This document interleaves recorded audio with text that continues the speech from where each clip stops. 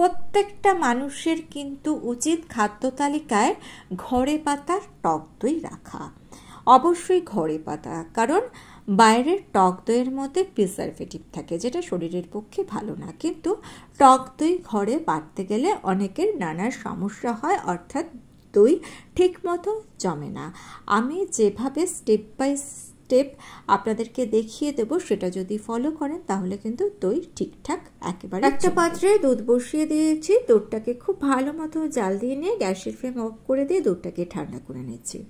একটা স্ট্রেনার নিয়ে নিয়েছি, তলায় একটা পাত্র নিয়ে নিয়েছি। এইবার দোকান থেকে কিনে আনা কিছুটা দই, 2 থেকে 3 চামচ মতো দই আমি স্ট্রেনারের মধ্যে দিয়ে দিলাম। দইটাকে আমি ছেঁকে নেব, এক্সট্রা যে জলটা আছে সেটা কিন্তু ফেলে দেবো। যাদের দই ঠিকঠাক জমছে না তারা এই স্টেপগুলো ফলো করবেন, দই কিন্তু একেবারে পারফেক্টলি জমবে। 10 মিনিটের মধ্যে জলটা রিলিজ হয়ে গিয়েছে। এইবার দইটাকে আমি একটা পাত্রে নিয়ে একটু ফেটিয়ে নিচ্ছি, অর্থাৎ জল ছাড়ানো দইটাকে ভালো করে একটা পাত্রে নিয়ে ফেটিয়ে নিতে হবে।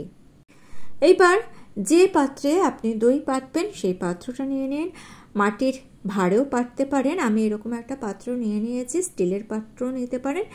এইবার ফ্যাটানো দই থেকে 2 থেকে 3 চামচ দই নিয়ে পাত্রটার গায়ে খুব ভালো করে মাখিয়ে দিতে হবে।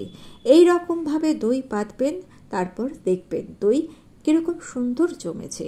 দেখুন পাত্রের গায়ে ভালো মতো মাখিয়ে দিয়েছি। এইবার দেখুন দুধটা ঠিক এরকম ঠান্ডা হবে যে আপনি আঙুলটাকে রেখে 20-30 সেকেন্ড আঙুলটাকে দুধের মধ্যে রাখতে পারবেন।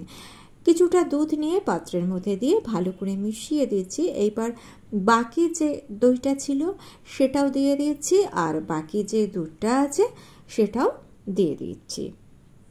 আমি ওই 3 কাপ মতো দুধ নিয়ে এখানে দই পাচ্ছি, সেই অনুযায়ী আমি পরিমাণগুলো বলে দিলাম, আপনারা পরিমাণগুলো বাড়িয়ে কমিয়ে নেবেন। এইবার পাত্রটার ঢাকনা বন্ধ করে দিলাম। আর এইরকম দেখুন ক্যাসারোল কিন্তু সবার বাড়িতেই মোটামুটি থাকে, তো এইরকম একটা ক্যাসারোলের মধ্যে দইয়ের পাত্রটাকে রেখে আমি 8 থেকে 9 ঘন্টা মতো রেখে দিচ্ছি। খুব বেশি যখন গরম পড়ে যাবে তখন এতটা সময়ও রাখার প্রয়োজন নেই। দেখুন পরদিন সকালে দইটাকে আমি বার করে নিয়েছি, দই কত সুন্দর জমেছে দেখুন। আর ইচ্ছে হলে আপনারা এই দইটাকে ফ্রিজে রেখে দেবেন, ফ্রিজে রেখে দিলে কিন্তু দইটা আরও ভালো জমবে। তাহলে প্রতিদিনের খাদ্য তালিকায় অবশ্যই টক দইকে রাখুন আর এইরকমভাবে দই পাতুন, তাহলে দই ঠিকঠাক জমবে।